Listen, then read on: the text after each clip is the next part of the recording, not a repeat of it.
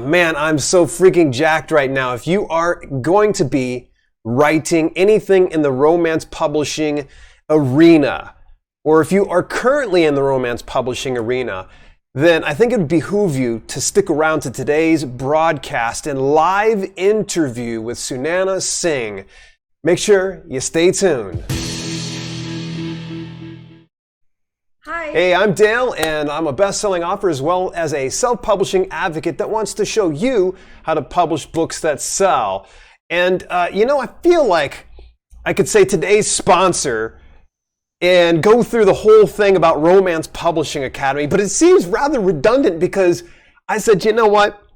Let's just bring on one of the two minds behind Romance Publishing Academy in none other than Sunana Singh. So, Sue, you were the first interview in, I think, almost 2 years live on this channel. Wow. And I think I said hi too soon, but hi again. I'm very glad. I'm very happy to be here. I've been watching your channel for 3 years, 2.5 years. Wow. And it's kind of surreal that, we're friends now and I get to be on your channel. So yeah, thanks for having me. Well, folks, she was not at all expecting to be on YouTube. I told her we're going to get into the Facebook group, and then I decided to add Twitch the last minute, and then I decided to go ahead and add in, YouTube. And for some reason, it's not firing off to Facebook. So if you were trying to get into Facebook, I want to acknowledge the live chat here really quick here, folks. Just a big hey, what's up to everyone? Hopefully everybody can hear us loud and clear. Thomas Bradley says, not my genre. Dude, stick around because she's got some great nuggets of wisdom. And actually, I'm going to be sharing with you guys tomorrow will be the full video course review of Romance Publishing Academy. I can't review the coaching because I didn't go through your coaching, of course.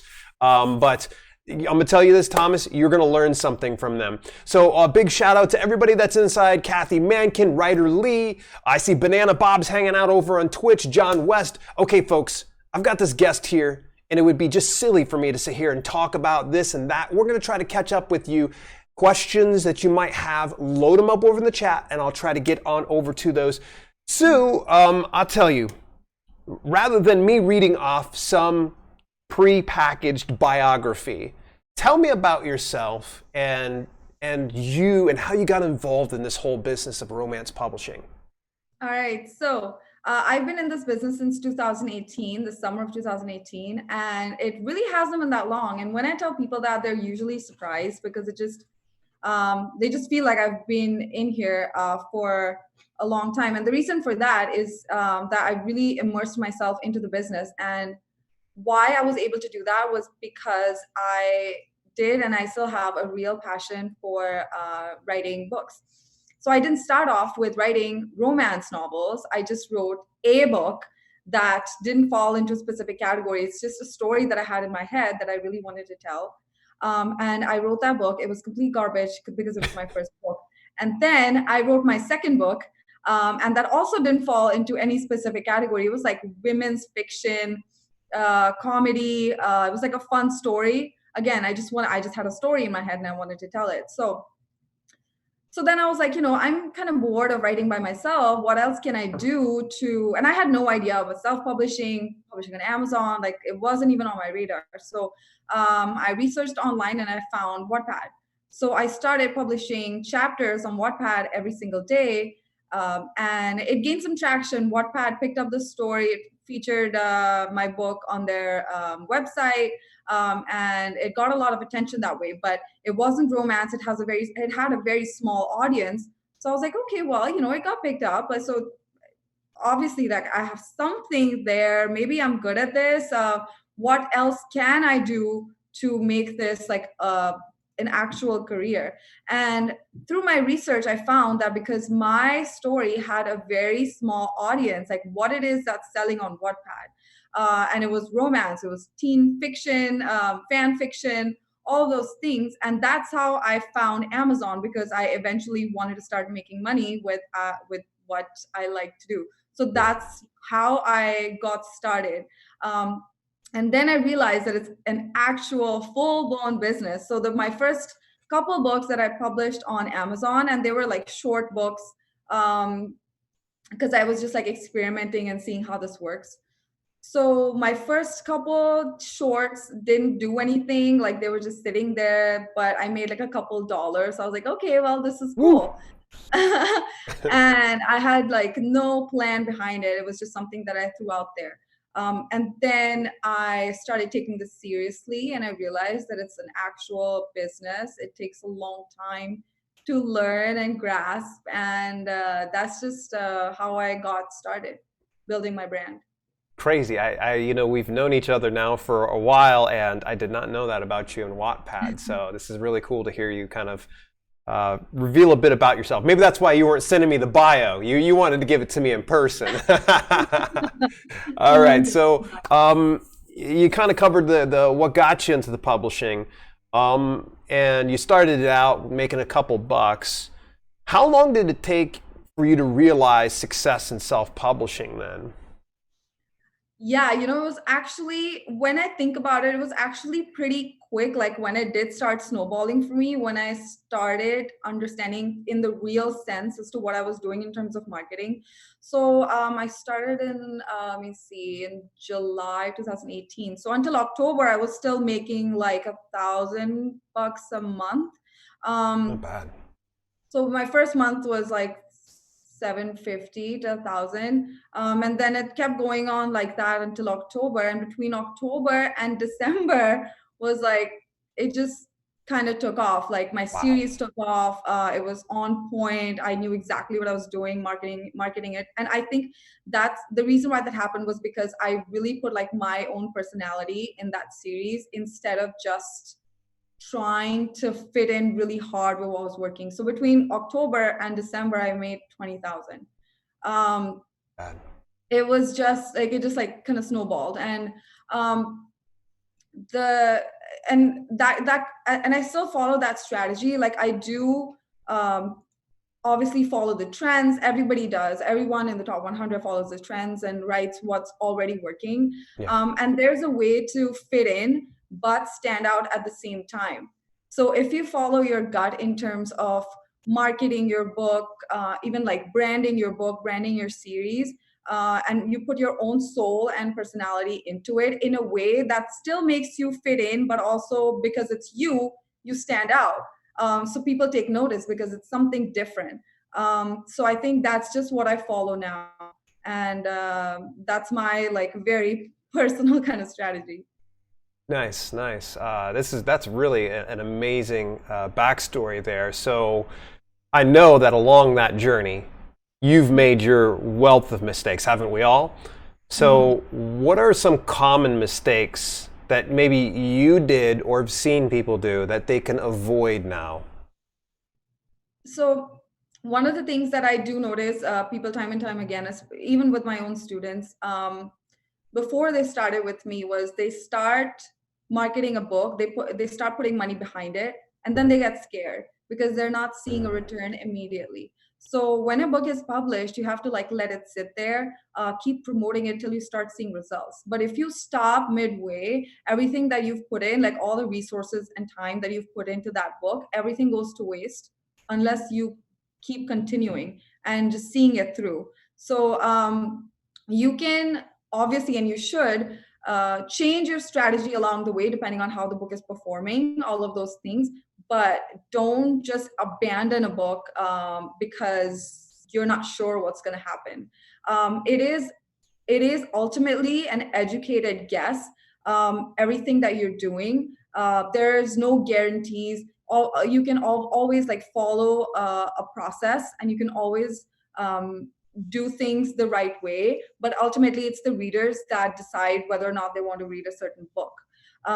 You can't predict that, but you True. can make your chances greater by taking the right decisions. But when the book is published and you've decided to like promote it, like you have to see it through. And that's the one thing that I see people doing. The other thing is actually not focusing on, this is a big one, and people don't realize this for a long, long time, but actually focusing on the quality of the book. Some people, I've seen people actually spending a lot on covers, a lot on the other stuff like marketing, but their books are not that great. So which means that they get bad reviews. And with fiction, reviews are not as important as nonfiction because it's still subjective. Like one person would like something, the other person wouldn't. Sometimes I get reviews where people are like, "This is totally from a personal point of view. I just don't like this subgenre," and they give me like 1 star. So that's not my fault. That's not the book's fault. Yeah. But if you get bad reviews because the quality of the book is not that great, that what that is going to do is it's not going to get you the read through. People are going to stop reading midway, halfway through the book, and you're not going to get any page reads. You're not going to make money on KU. Your backlist is going to keep sitting there because people don't want to jump from one book to the next. So ultimately, in the long run, you are wasting money by not putting in the money on the quality towards the quality of your book in the first place. Excellent. And let's see. The third mistake I would say is not building your infrastructure. And by that, I mean actually not focusing on having a readership like to begin with. So before you even publish your first book, if you're only starting off with like 600 subscribers, I'm not sure how 600 translates to in nonfiction, but in fiction, it's really not that much. So if you don't have a relatively decent sized list, if you don't have an email sequence, then you are wasting the traffic that's coming to your book on Amazon because you can take those readers and show them more books. So if you don't have those things dialed in while you are running the business, I mean, you don't have to like have everything dialed in before you publish your first book, but make a consistent effort from day one until the day you are in this business to keep focusing on like the actual foundation of your business and continuing to improve on it. Love it. 3 excellent gems and such. Moving forward, the thing that I'm most curious about, because you have a Midas touch, I've noticed. And more recently, you shared in your free Facebook group, by the way, folks. Link is inside the description down below. You can head over to dalelinks.com/romance group. You can join the group. She actually went and shared a case study. This woman here can just go to top 100 on Amazon. And she's done it not just once and just like hangs out there for like 2 minutes. She's there and hangs out and just sets up shop. So I need to kind of talk to you about how did you hit the top 100 on the Amazon bestsellers list? So there's no one answer to that. It's a combination of a lot of things. Number one is infrastructure. Number two, actually, that a lot of people don't think about, and it took me a while to realize, was actually having good connections, like in the industry. Okay. So when you're making that run, and what if your Facebook account gets shut down, or like there's like some unexpected hiccup, right? You and if you have friends that can like promote you and help you out like during that time, like that really pays off. And just having that support, because I mean, I'm human too, right? So when people publish a book and they feel like they get scared, like, okay, maybe I'm pushing this too hard, maybe I should like pull back. I go through the same thing. So it helps to have like that support in terms of like friends who understand the business and who can like support you, and kind of reinforce that, okay, these are your numbers, this is your conversion rate, like maybe if you tweak this, it'll be better, or like all of those things. So both Jacob and I and everybody in this business needs that kind of support. And I don't think without that, you like it's not like a solo sport, right? So that really helps. And like I said, just putting my own personality into every book, that just makes it sell more for some reason. And just being really patient with the whole thing. Like for me, like every book, I can be an impatient person, but for me, every book is a marathon. It's not a sprint. So I start off like really slow, and then I just keep building off of it, the momentum, if I feel like the book deserves it. So these are just the kind of things that I focus on. Nice. So when you hit the top 100, let me ask you, what was it like for you? How did you feel? I scream every time. So it doesn't get old for you then. No, no, I scream Wow. every time. I call a bunch of people. I message my mom. It becomes like a whole thing. Yeah. And after that, it's like after like 15 minutes, when it kind of dies down, the excitement, then I can think about, okay, like how am I going to sustain it? Like what's happening? Okay, Yeah. what am I going to do the rest of the day or the rest of the week?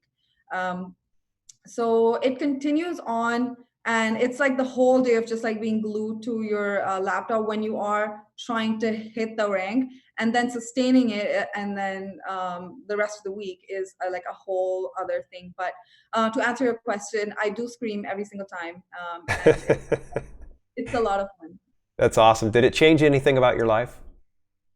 It did actually, Yeah. just because it's exciting and it does. And I'll tell you a funny story. So Okay. last year, it was in February of last year. Yeah. So my book in January did really badly. I tried, not really badly, it still made money, but I expected more from it because of the last book in the series. And Yeah. I just thought that it would just take off and, do really well, but it didn't. Yeah. And I was very upset about it. Um, and I decided to, because I was upset about it, I was like, okay, you have to do something about this. Like, I can't just like keep moping around. So I I had pushed back the release date of my next book until March, and I was like, okay, I'm gonna release it early. I had everything ready. My reviews were in place, so people had already read the book. They were ready to review. So I was like, okay, you know what? I'm gonna like pull it back, and I'm gonna publish the book today. So I published the next book that day, the day that I was moping around, and that book did so well, and it hit the top 100. I think that was like my second time, and I was like, this is what happens. Like when you feel like giving up, when you feel that low, it's just success is like that much closer, and you just don't know it. Yeah. So that was like a really funny story. And I think like that incident really helps me, because every time I feel like I'm defeated, I just like remember that. And I'm like, okay, what if it's like the next one or the next thing that really takes off and does really well? Then like all of this is for nothing. Like I'll just get over it in like no time. Yeah. That's so cool. I'm glad to hear that perspective, and you seem to remain humble, so that's good. That's one thing I've liked about you. Okay, so I'm going to shift gears here a little bit. All right, and we're going to limit this to like three of them. What are the three tools you could not do without in your self-publishing business? Wow, that's a really good question. All right. Three tools. I would say, do you mean like in terms of like technical tools, or just like in terms of like nature? I'll Um, let you determine. okay. Consistency, because it's very important to stay consistent with your publishing schedule. If you don't publish consistently, it's just going to die down, and like everything that you've worked for in the past is going to be all for nothing. So Yeah. you have to stay consistent. The process is very time sensitive. Other people are also depending on you when you are releasing your book, because you are promoting each other's book. So other people are depending on you. You're supposed to promote them. So you can't let other people down, because they're actually counting on you promoting their books. So you have to stay you have to stick to your schedule in a very strict fashion. So that is something that I definitely think everybody needs to take care of. The other thing is that you do need to have a little bit of like a creative mind, in the sense that in terms of branding, if you know nothing about branding, and I'm not saying that you can't learn that, it's a skill that can definitely be learned. Mhm. But you need to know what makes a good cover. You need to be able to read the market, and not just know how to market, but actually effectively read the market.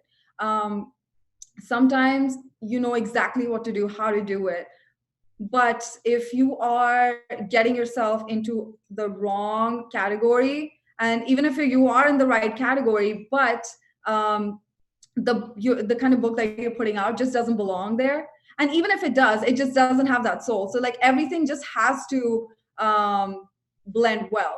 And for that to happen, you either need to already be born with like a creative mind. You just need to be able to see, okay, this makes a good cover, this makes a good blurb, this makes a good title, this is what's going to work in the category. Or you learn it from someone, or you ask around and get feedback. And that's why the third tool I feel is connections. You cannot learn everything on your own. One person, I cannot teach another person everything 100% about the business, because I myself continue to learn from my friends. So the more people you know, the more people you talk to and share your success and failures with, you're going to keep getting feedback. And that's why masterminds are so popular in fiction, because three people's brains are better than one person's brain. So when everyone gets together, helps each other out, it pays off. Good stuff. Yeah, you went deep on that question right there. You went deep. And all right, so speaking of deep, I've got one, and it's been a long time since I've done an interview here on this channel. And I thought, you know what, let's bring back an old question I used to ask everybody. And you have to pick one or the other. Given the choice, would you choose passion or profit? And why? I only have to pick one? You got to pick one. Oh gosh. Okay, but can I pick, like, depending on what phase of my life I'm in? Go ahead. Okay. So I'm a firm believer of the fact that when you have nothing going for you, then you have to pick profit, because you have to get on your feet. Once you're in a position where you have the money and you can, like, feed yourself and you feel safe and secure, then you can pick passion. Because I feel like picking passion is a privilege that not everyone has all the time. I'm fortunate enough to have that, and I've had it for a long time, but not everyone is in that phase of their lives when they're starting fiction or when they're starting any business. So I think you have to start off with picking profits, if that means getting to a safe place where you are in a position to pick passion. Excellent. I feel like you must have saw the interview I had with Chris Fox. Are you familiar with Chris? I know Chris, but I haven't watched that interview. Chris had said pretty much the same thing. Tremendous. Awesome. Great minds think alike. Chris, if you're watching this interview, by the way, I love you. Like, you are awesome. Like, just in case you're watching, just put it out there. All right, I'll make it. Somebody needs to make sure they clip this and send it over to Chris. Hey, we're going to go into a live question and answer. But before we do that, how can people find you? How can they get a hold of you? You can find me in the Facebook group that Dale has linked below. You can ask me any questions you want in that group. Once you find me, you can private message me. My email address I'll also ask Dale to put that in the link down below, because my name is hard to spell for most people. If you just point right above your head, it's actually your name spelled out right above you. So just point above you. Other hand. It's my there name up there, at the rate of romancepublishingacademy.com. So, there we go. So unfortunately, everybody, she can't see that at all. So Sunana, you have been so tremendous. I've seen a few questions come in here. A lot of people are kind of like, whoa, wait, what's going on? This was a surprise thing. Yes, it was. Even for Sue, she wasn't expecting it. So if you just happen to be tuning in. She was thinking just Facebook group, but for some reason the Facebook group just would not feed off. I tried to restart it and such. I do want to go over and say what's up to Self-Publishing with Walter Wyburn, Kelly D in the house, Can't Stop Lying Out in Las Vegas. Good to see you there, buddy. Jumpin' Jupiter, what's going on? Sunana is so wise. Yes, she is. There's a good reason why I brought her on over here. The Lady Writes is in the house. I think Kelly's actually downstairs because she wanted to catch the interview in its entirety. You guys just got off the horn, I think, too. Kevin McGuire, what's going on? Watching from Ukraine. Stephen Martin, good to see you here. Thomas A. Bradley, my boy. John West is here as well. Okay, so there are some questions. If you have questions for Sue, please make sure you load them up. And as we start to kind of wind things down and such like that, you know, you may want to fire off those questions because I can't keep Sue here all day. I've got an appointment right after this to speak to one Jacob Rothenberg. All right, so I seen one question here for you, Sue. I know sex sells, but do you feel it's necessary to have a half-naked person on the cover to sell romance slash erotica? No, it is not necessary to have a half naked person, but it does help. It does help. I'm actually very glad to see that covers with just women are getting popular. And I've also actually noticed that having a couple on the cover is also very helpful because people get to see the chemistry between the two characters. So that helps with conversions. But um, shirtless guys are going to be evergreen in romance, and it does help to have a really good looking, handsome and naked guy on the cover, I'm not going to lie. But also you have to keep in mind that such covers and the cover models actually help to differentiate between the different subgenres. So for example, if you're like in sweet romance, wholesome romance, right? If even if you have like a little bit of skin showing, it's going to be a problem for the readers because they're very conservative. And if you are publishing in those categories, you better not have a shirtless guy on the cover. So there's only that is very category specific. And the reason why you have noticed that is because contemporary is that big of a market.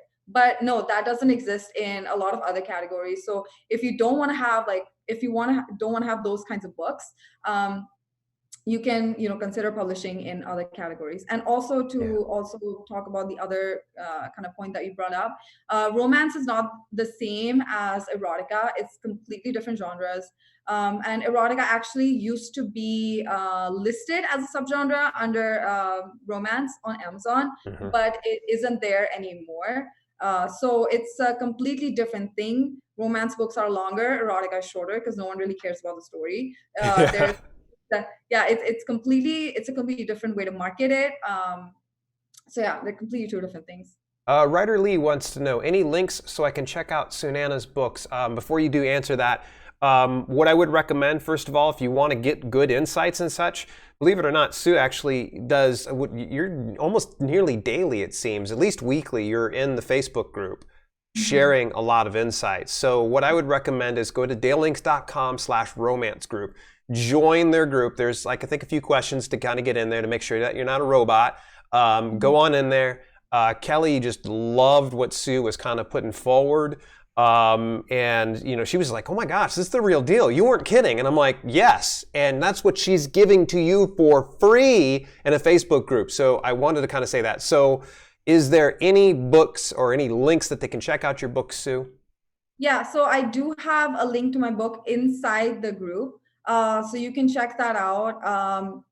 It'll give you a lot of information on like how to get started, all of those things. And if you need any more support, if you need like more recommendations or just need to talk to me, it's very easy to find me in the group, and I'll be happy to chat with you. Yes, you're extremely approachable. Sledge Painter said over on Twitch, oof, 600? I can't even get like 5 readers. I depend solely on organic traffic. Any thoughts on that, Sue? So organic traffic doesn't really exist on Amazon anymore, at least according to, I mean, in my opinion, it may be different for other people. But I agree. What I've noticed is that if you really write to market, and if keywords aren't that big in fiction, but they can help, right? So if you do publish the right tropes and your cover is good and everything, you can get some organic traction. It'll get your rank to like 15 to 20,000 if you are publishing in a series, and if it's like series book 2 or 3 in the series, people already know the branding, so they'll gravitate towards your book, but you still have to put it in front of them somehow. And organic traction can also mean your own subscribers.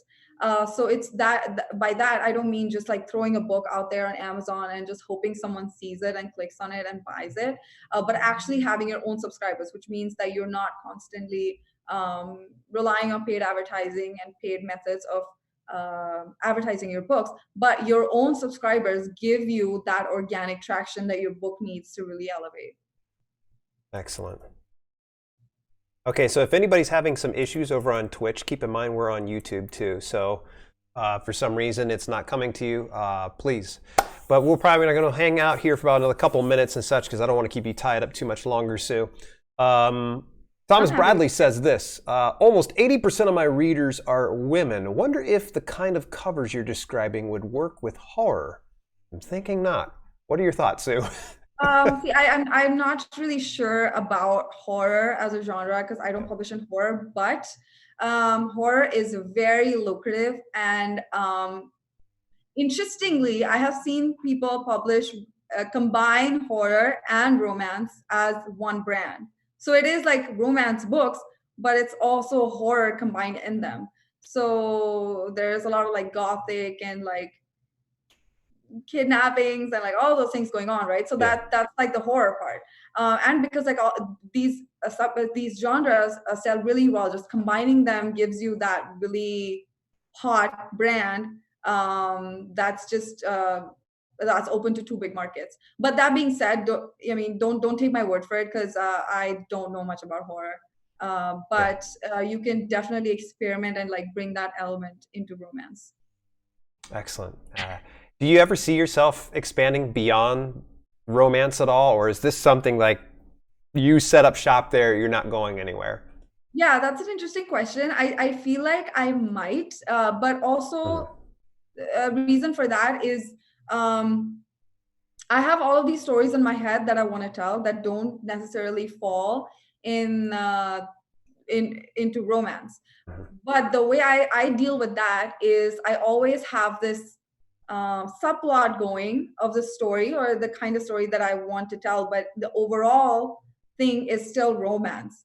So I don't really feel that need to do another genre because I still say whatever that I need to and include whatever that I need to in the stories that I'm telling, even if it is just romance. Nice. I'm interested to see how that starts to pan out. You let me know if you ever make that pivot. And we got to bring you back on here once when you hit the top 100 again. By the way, actually, before I forget to say this, Sure. I think I did tell you, but I wanted to start doing children's books this year. So I'm going to start sometime in the summer. And Nice. I have a very specific idea about what I wanted to do. It's something that I'm very passionate about. So we'll see how it goes. I know nothing about children's books, so it's going to be fun and interesting. And I have people like you to help me out with that. Um, so it's going to be fun. So that is another thing that I want to do besides romance. Nice. Amazing. If there's any last minute questions, comments, concerns, make sure you drop inside the chat. You're watching us on the replay. We very much appreciate you tuning in. Make sure that you stick around to the very end. It would be amazing and great of you to do that. So Sue, you have been phenomenal. I do want to say as we start to wrap things up, I'm going to embarrass her because she's just right here right now because today's broadcast is exclusively sponsored by the Romance Publishing Academy. And I can sit here and bloviate about how awesome the things are that they have to offer. It's a 2-on-1 coaching program. They have an amazing video course of over 8 hours of content. 8 hours of content. And by the way, the video course is only a fraction of what is given to you and the value they provide to you. If you would like the next best step, finding out more information, Sue, point down. You visit that link right below Sue right there, or you go over to dalelinks.com/romance. You can download a copy of the Romance Secrets Playbook, and the immediate step right afterwards is to book yourself an appointment to see if Romance Publishing Academy is for you. Any last minute words for you, Sue? Well, I would just like to say that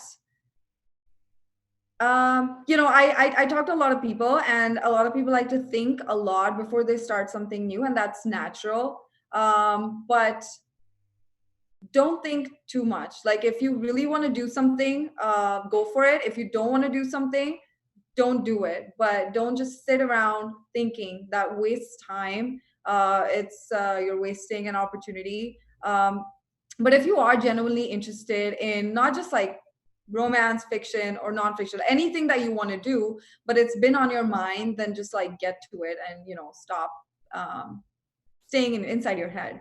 Love it. That's all. to say. I threw her a curveball. That wasn't even on the, like, she's like, that's not the question on the sheet. So as we wrap up the last 20 seconds here, folks, actually it was a couple of weeks ago that I went and we did like a full thing about hot niches and mega hot. You're gonna go down and take a look, point downwards here, Sue. It's actually, you're gonna go into this very next video. We both appreciate you tuning in on this last